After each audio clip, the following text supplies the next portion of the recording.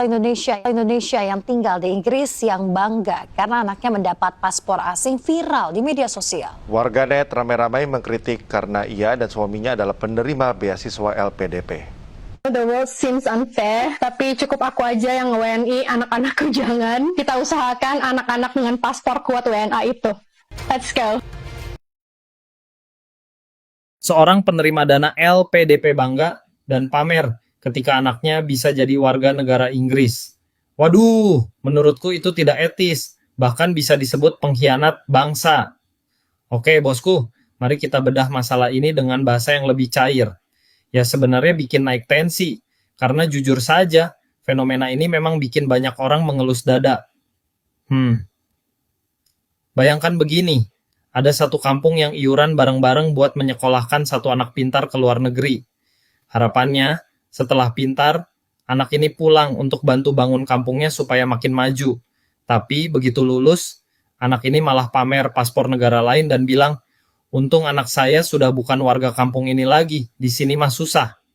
Kira-kira gimana perasaan warga yang sudah patungan tadi? Pasti rasanya seperti dikhianati. Bener enggak bosku? Ini bukan remeh, ini masalah besar. Pendidikan itu mewah. Buat jutaan anak Indonesia, bisa kuliah sampai sarjana saja, sudah syukur luar biasa. Banyak yang harus kerja sampingan atau pinjam sana-sini. Sementara itu, penerima LPDP ke Inggris itu ibarat dapat tiket VIP yang dibayari dari pajak rakyat. Mulai dari tukang bakso, ojol, sampai buruh pabrik. LPDP itu investasi negara, bukan hadiah gratisan atau lotre buat pindah nasib secara pribadi saja. Ada tanggung jawab moral yang melekat di setiap rupiah yang dipakai untuk bayar SPP di sono. Di saat masyarakat di tanah air lagi berjuang memperbaiki sistem pendidikan dan ekonomi, si penerima beasiswa malah sibuk membanggakan status warga negara asing anaknya. Itu bukan cuma soal pilihan hidup, tapi soal etika. Rasanya sangat tidak pantas merendahkan rumah yang sudah memberi jalan untuk sukses. Bener enggak bosku? Ya iyalah. Jadi apa yang sebenarnya terjadi? Inti masalahnya adalah patriotisme yang luntur. Pintar secara intelektual itu satu hal, tapi punya rasa memiliki terhadap bangsa itu hal lain. Kasus ini menunjukkan ada cacat dalam rasa nasionalisme. Eyalah, kok bisa dapat LPDP tadinya bagaimana? Ini kan berarti mengambil manfaat, menolak berbakti, menggunakan fasilitas negara untuk memajukan diri sendiri, tapi setelah di atas malah menendang tangga yang digunakan untuk naik. Dia beranggapan kalau jadi warga negara maju itu derajatnya lebih tinggi. Padahal, kalau memang merasa Indonesia masih kurang, tugas kaum intelektual itulah yang seharusnya memperbaiki, bukan malah bangga bisa kabur. Waduh, bikin emosi aja bosku.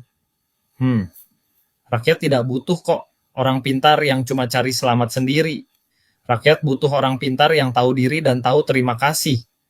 Membanggakan kewarganegaraan asing anak sambil merendahkan Indonesia itu ibarat makan di piring yang sama, lalu meludahi piringnya setelah kenyang. Tapi kalau dipakai untuk menghina negara, ya kita minta uangnya dengan bunganya kalau gitu. Nanti saya akan blacklist dia.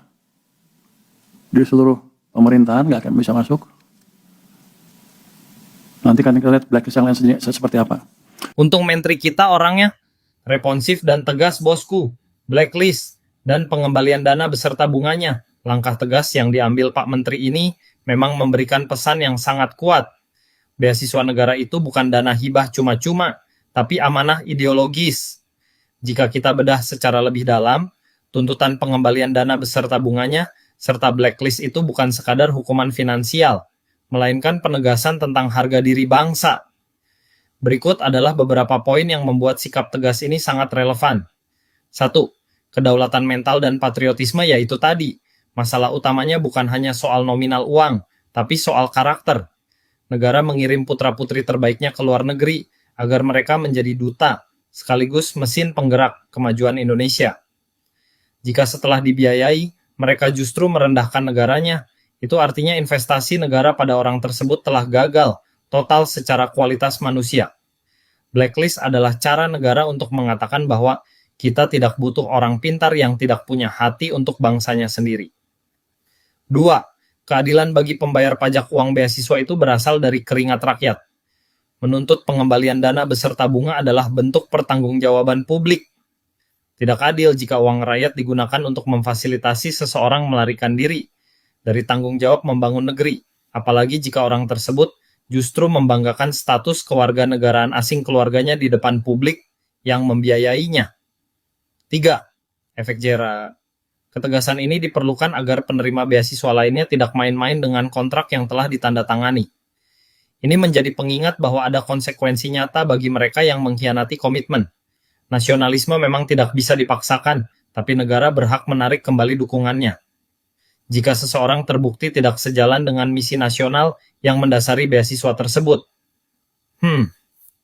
Analogi sederhana bosku, kita meminjamkan modal besar kepada seseorang untuk membangun toko di desa kita agar warga bisa kerja. Setelah modal cair dan dia pintar dagang, dia malah pindah ke kota sebelah, bangun toko di sana, lalu menjelek-jelekan desa kita. Wajar kalau kita minta modal itu dikembalikan utuh, karena tujuan awal pemberian modalnya sudah dikhianati.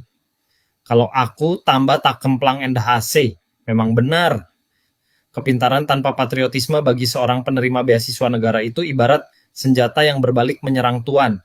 Indonesia butuh talenta yang bangga dengan identitasnya, bukan yang merasa identitas aslinya sebagai beban. Bagaimana bosku? Apakah Anda merasa sanksi blacklist ini juga sebaiknya diumumkan secara terbuka sebagai sanksi sosial atau cukup secara administratif saja?